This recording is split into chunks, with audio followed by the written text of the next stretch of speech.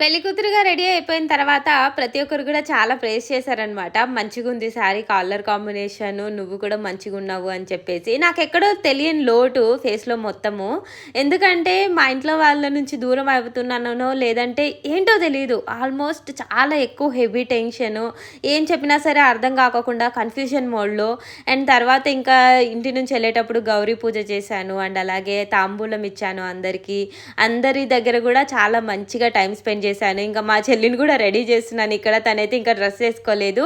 మా చెల్లి dress and అలాగే నా reception dress same colour combination ఒకటే అనమాట.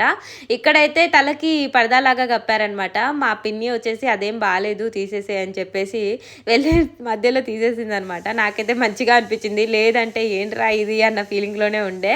సో, ఇక్కడైతే దీపం పెట్టుకొని పొలిమేర దగ్గరుండే మన కుటుంబంకి సంబంధించిన గ్రామ దేవత ఉంటుంది కదా! ఆ దేవత దగ్గరికెళ్ళేసి ఆశీర్వాదాలు తీసేసుకుని, మన టెంపుల్ కూడా దుర్గా దేవత ఉంది కదా! అక్కడికెళ్ళేసి మంచిగా దేవతని మొక్కునేసి, మొత్తం అందరి దేవతల ఆశీర్వాదాలు తీసుకునేసి, రిసెప్షన్‌కైతే కళ్యాణ మండపం దగ్గరికెళ్తున్నాను.